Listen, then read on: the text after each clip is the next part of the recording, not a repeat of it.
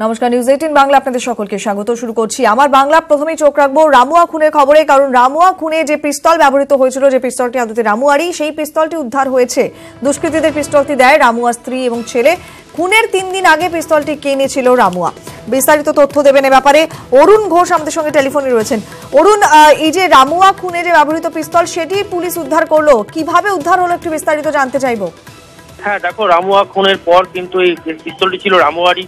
সে তার ওয়াইফ তাকে পিস্তলটি দিয়েছিল সুপারি কিলারের হাতে। এই খুন করবার পর কিন্তু বিশাল মেনন এই পিস্তলটিকে সঙ্গে করে নিয়ে যায়, যার ফলে প্রমাণ কিন্তু অনেকটাই লোপাট হয়ে গেছিল। পুলিশ তদন্ত নেমে জানতে পারে যে এই পিস্তলটি তাদের কাছে আছে। পুলিশ যখন তাদের টাটানগর থেকে গ্রেপ্তার করে এবং সে পিস্তলটি কোথায় লুকিয়ে গেছে পুলিশের কাছে সেটা জানিয়ে দেয়, ফলে পিস্তলটিও কিন্তু উদ্ধার করলো খড়দা থানার পুলিশ। ধন্যবাদ অরুণ। কথা বললাম আমাদের প্রতিনিধি অরুণ ঘোষের সঙ্গে। রামুয়া খুনে ব্যবহৃত পিস্তল উদ্ধার। মূল যে শুটার বিশাল, তাকে গ্রেফতার করার পরই এই পিস্তল উদ্ধার করে পুলিশ, কারণ খুনের পরে এই পিস্তলটি নিয়ে বিশাল পালিয়ে গিয়েছিল। এদিকে রামুয়া খুনের পুনর্নির্মাণের সম্ভাবনা আজকে রয়েছে এবং আজই পুনর্নির্মাণ করতে পারে পুলিশ। সোদপুরের অমরাবতীতে এই ঘটনা ঘটেছিল, তারই ঘটনার পুনর্নির্মাণ হতে পারে। হলে আদৌ কখন হবে, কিভাবে করা হবে পুনর্নির্মাণ, জানাবেন আমাদের প্রতিনিধি সুজয় পাল রয়েছেন টেলিফোনে। সুজয়, ঘটনার পুনর্নির্মাণের ব্যাপারে বিস্তারিত কি তথ্য পাওয়া যাচ্ছে?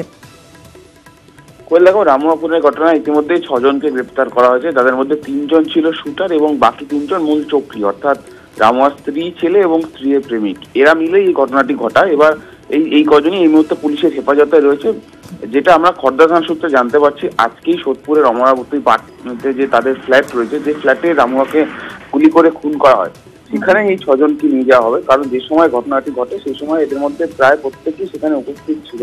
সেক্ষেত্রে কিভাবে ঘটনাটি ঘটে, অর্থাৎ ফ্ল্যাটে কলিং বেল টিপে ঢোকা থেকে শুরু করে আগ্নেয়াস্ত্রটি নেওয়া এবং গুলি করে খুন করা, বালিশ ব্যবহার করা, কিভাবে ঘটনাটি ঘটে, কে কোথায় ছিল এবং কার রোল কি ছিল, সেটা তদন্ত জানা অত্যন্ত গুরুত্বপূর্ণ। কারণ তুমি জানো, যে কোনো এই ধরনের ঘটনার ক্ষেত্রে ঘটনার পুনর্নির্মাণ পুলিশের ক্ষেত্রে তদন্ত অত্যন্ত গুরুত্বপূর্ণ।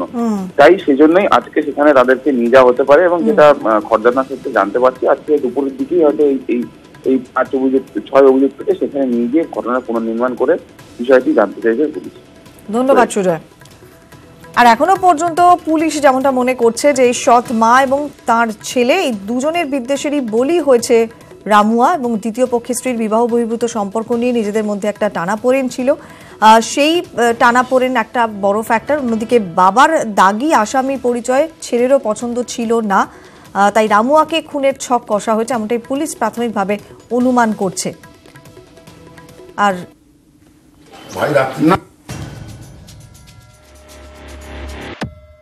রামমূর্তি দিওয়ার ওরফে রামুয়া খুনে সামনে এলো বিস্ফোরক তথ্য।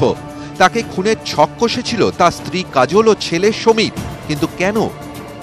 বারবার অপরাধ জগৎ ছাড়ার প্রতিশ্রুতি দিলেও তা রাখেনি রামুয়া। একাধিক মামলা চালাতে গিয়ে অর্থনৈতিকভাবে বিপাকে পড়ে গিয়েছিল রামুয়ার পরিবার।